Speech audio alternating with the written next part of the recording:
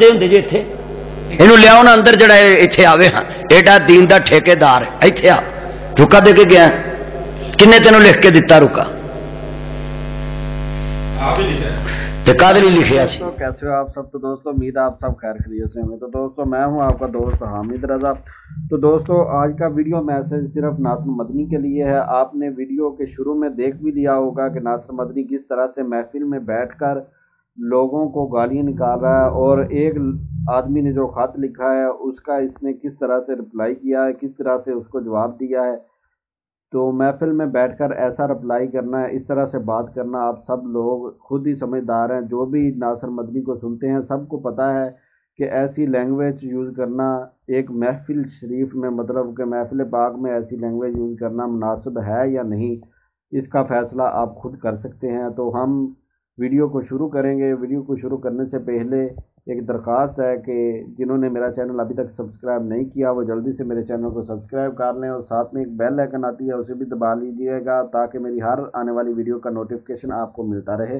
میں اسی طریقے سے کسی نہ کسی کی ویڈیو بناتا رہتا ہوں. جو بھی کوئی غلط کام کرتا ہے یا جو بھی کوئی غلط کسی کو میسج دینے کی کوشش کرتا ہے تو میں فوری اس پر ریئیکشن لیتا ہوں، اور جو بھی میرے دوست مجھے بتاتے ہیں کہ اس کے اوپر ریئیکشن لیا جائے، اس کے اوپر ویڈیو بنائی جائے، تو میں اس کے اوپر ویڈیو ضرور بناتا ہوں. پوری تحقیق پہلے کی جاتی ہے، اس کے بعد ویڈیو بنائی جاتی ہے تاکہ پوری تسلی ہو جائے کہ یہ بندہ واقعی ہی مطلب کہ اس نے ایسا کام کیا ہے یا نہیں. تو ناصر مدنی کی ویڈیو میں پورے پروف کے ساتھ آپ کو دکھاؤں گا. آپ ویڈیو میں جڑے رہیے گا. اگر ویڈیو آپ نے پوری نہیں دیکھی تو آپ کو بالکل سمجھ نہیں آئے گی، تو پھر آپ کہیں گے کہ اس نے بالکل جھوٹ بولا ہے، اس نے ویڈیو جو بنائی ہے یہ جھوٹ پر مبنی ہے. ٹھیک ہے نا؟ تو ویڈیو کو آپ نے پورا واچ کرنا ہے. پہلے بھی آپ نے ایک چھوٹا سا کلپ دیکھ لیا ہے، اب پھر میں آپ کو ایک اور کلپ دکھاتا ہوں جس پہ اس نے اور گالیاں نکالی ہیں. لکھیا سی یہ کادی تینوں درد نہیں ہے گا کوئی؟ تو انترا نخطرہ ہے کوئی؟ تینوں شرم نہیں آتی پی بدتمیز نو؟ کس طرح دا تو بے دہتا تھلے. تو دوستو جیسا کہ آپ نے دیکھا کہ یہ ایک لڑکے نے، ایک لڑکا کہہ لو یا کسی مولوی نے سامنے سے خط دیا اس کو ناصر مدنی کو کہ اس کے اوپر لکھا یہ تھا، حالانکہ کوئی غلط بات نہیں لکھی تھی کہ مطلب کہ یا کوئی اس کو گالی نکال دی ہو ناصر مدنی کو، ایسا کچھ بھی نہیں لکھا تھا اس کے اندر. اس خط کے اندر صرف یہ لکھا تھا کہ اس مطلب کہ اس کے بعد یہ علماء کرام ہے، اس نے نعت شریف پڑھنی ہے، اس نے تلاوت کرنی ہے، اس کے بعد 2 خطیب اور بھی ہیں جنہوں نے خطابت کرنی ہے. تو صرف یہی لکھا تھا کہ آپ اگر مناسب سمجھیں تو تھوڑا سا کم وقت دیجیے گا. تو کیونکہ اس کے بعد اور بھی کافی لوگ ہیں جنہوں نے ابھی اور مطلب کہ تقریر وغیرہ کرنی ہے. ٹھیک ہے نا؟ تو اس کو اس بات پر اتنا غصہ آیا، اس نے اس کا ریئیکشن کس طریقے سے لیا یہ آپ دوست ویڈیو کے اندر بھی دیکھ رہے ہیں. میں آپ کو پورے پروف کے ساتھ بتا رہا ہوں کہ اس نے کس طریقے سے وہاں پہ بے ہودگی کی ہے اور مسجد میں ایسی مطلب غلط لینگویج.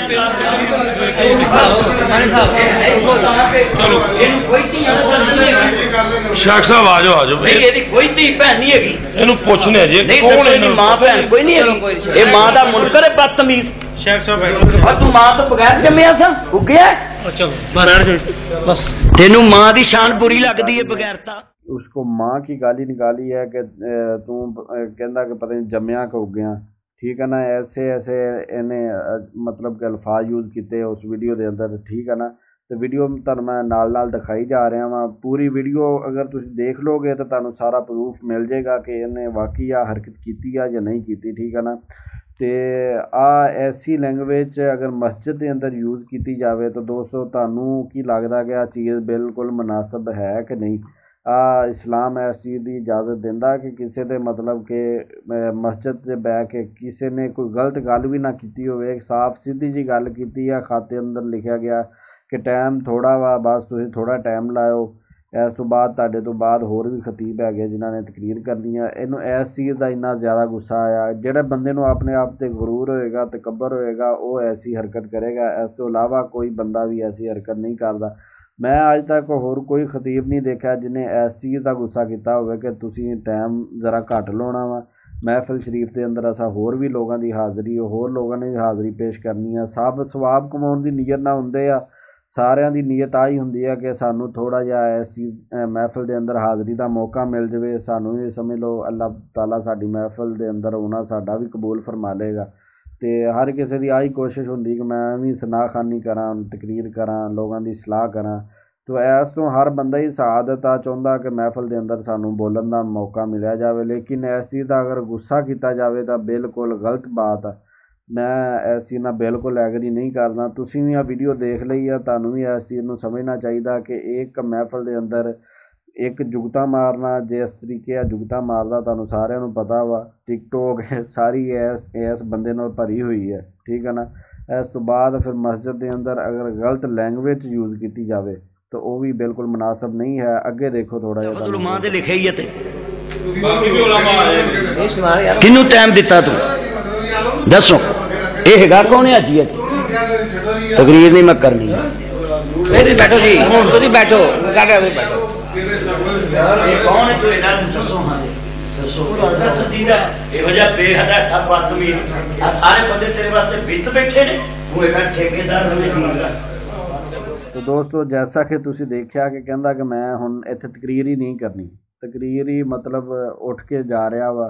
लोग इनू फिर फड़ के बहा रहे हैं कि नहीं जी तुसी तकरीर करो तो बिल्कुल करो। इस गल्लां तो आ थोड़ा जिहा होर इनू छूट मिल जाती, होर आ थोड़ा चौड़ा हो जाता कि लो जी लोग मेरियां इन्ना मिन्नतां तरले करदे आ।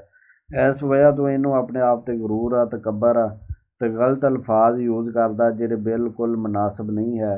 वीडियो के अंदर तुहानूं मैं बार 2-3 वारी तुहानूं मैं क्लिप दिखा चुकिया कि ऐसे बंदे नूं लाइक ना किया जाए। अगर सलाह करदा आवाम दी चंद अल्फाज ठीक बोल के एक जुमला अगर गलत बोल दिता जाए, मिसाल तुहानूं मैं इस तरीके देना कि हुण सारा दुध पाक हुंदा नूर आ, उहदे विच एक कतरा पेशाब दा मिला दिता जाए तो सारा दुध जिहड़ा वा खराब हो जांदा, नापाक हो जांदा, ठीक है ना। इस तरीके नाल ही मिसाल आ वा कि हुण अगर 99 गल्लां सही कर लवे, एक गल एंड ते जाके गलत कर गया तो समझ लो इहदियां सारियां नेकियां ज़ाया हो जाणगियां।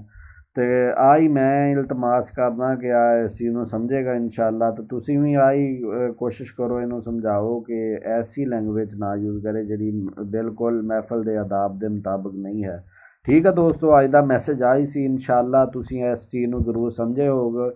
तो इस वीडियो को ज़्यादा से ज़्यादा शेयर करना तुसीं ते इनू इंशाअल्लाह सारे दोस्तों ने रल मिल के समझाउणा वा। इस तो बाद दोस्तों अपना वीडियो नूं तुसीं देख के लाइक करना ते चैनल नूं सबसक्राइब कर लेना। ओके, अस्सलामु अलैकुम।